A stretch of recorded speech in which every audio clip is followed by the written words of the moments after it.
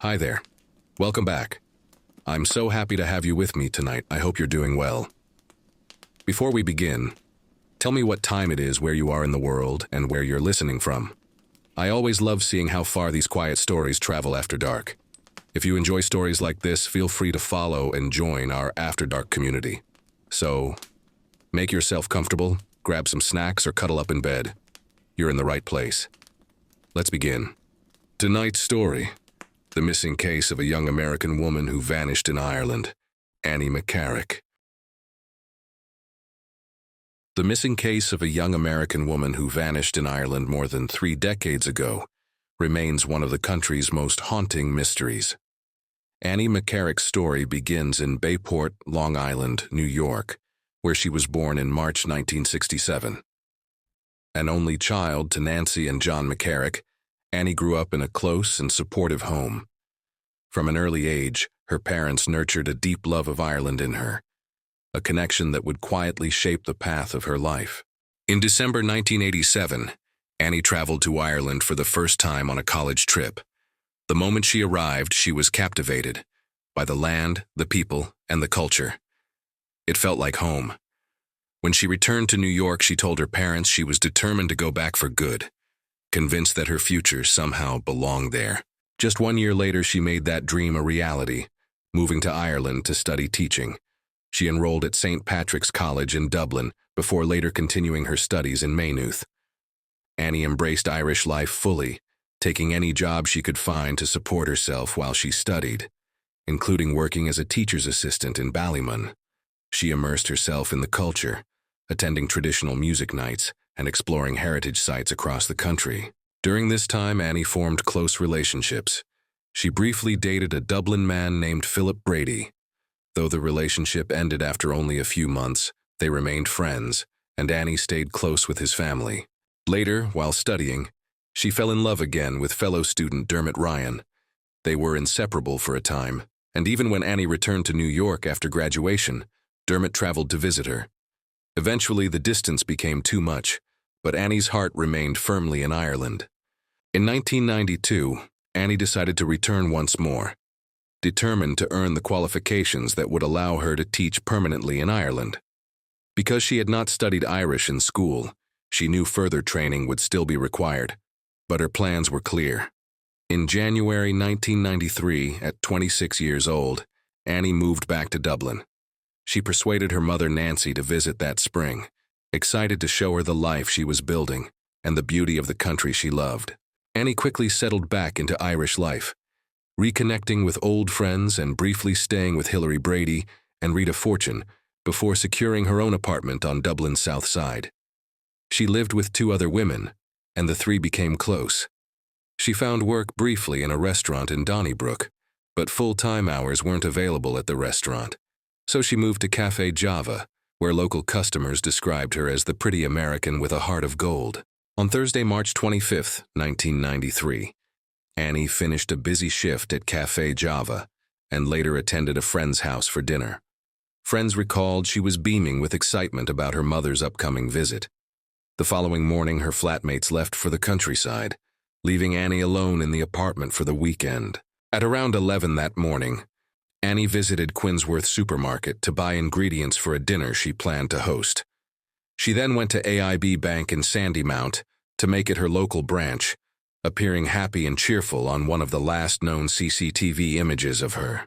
On the way home, she made a call from a payphone to Hilary Brady confirming plans for Saturday night, and another call to her hiking friend Ann O'Dwyer asking if she wanted to go for a walk in her favorite spot in Enniskerry. Anne couldn't go as she had injured her ankle days before, and Annie said she might just go alone. Sometime after 1 o'clock that afternoon, a plumber saw Annie leaving her apartment. A takeaway owner later reported seeing her run to catch a bus heading toward the Dublin Mountains. A former colleague would later say she saw Annie upstairs on a bus traveling toward Enniskerry. That was the last confirmed sighting of Annie McCarrick. The next morning, Annie failed to show up for work at Café Java and had not collected her wages, something staff found unusual.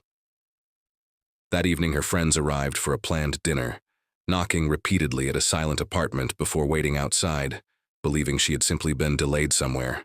They didn't have Annie's new apartment phone number, so they contacted her mother Nancy in America to get it. Throughout Saturday night and all of Sunday, they kept calling the apartment, hoping she would answer. It wasn't until Sunday night, when Annie's two roommates returned from their trip and opened the door, that something felt truly wrong. Just inside, they found a Quinsworth shopping bag containing all the food Annie had purchased Friday morning. The perishables had spoiled. It looked as though she had stepped inside, put the bag down, and walked back out expecting to return soon. After Annie's roommates returned and her friends discovered the shopping bag of food left just inside the apartment, their concern quickly turned to fear. They contacted Café Java and learned Annie had not shown up for work on Saturday and had not collected her wages.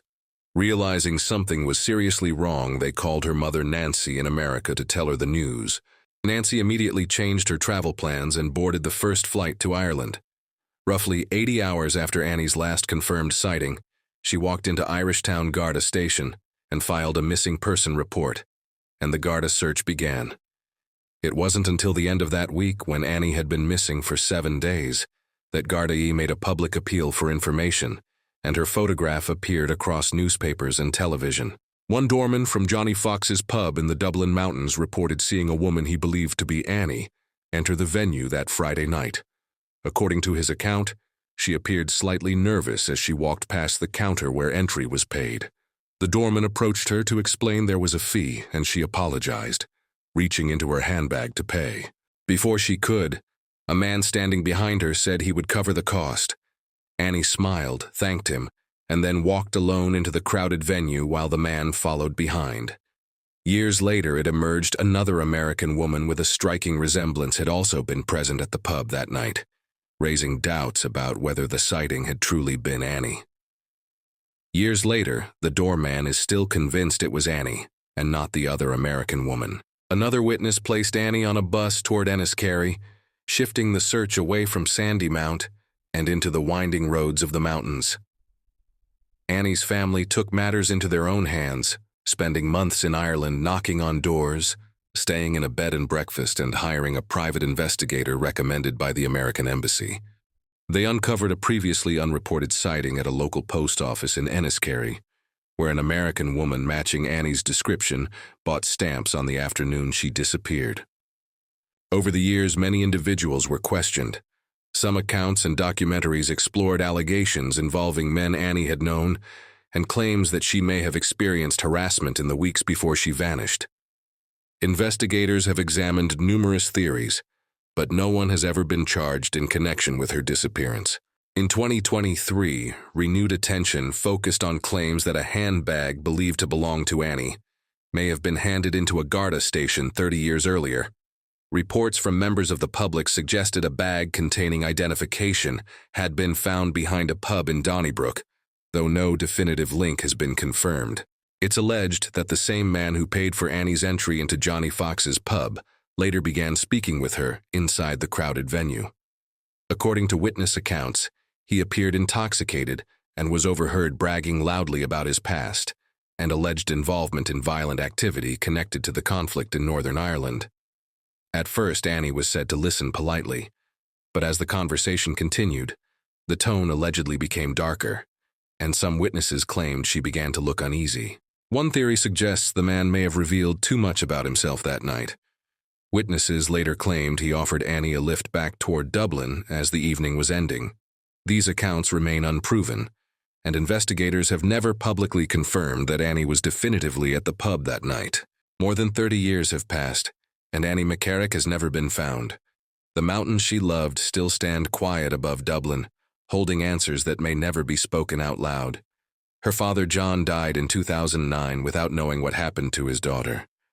Nancy still waits in New York, hoping that one day the silence will finally break.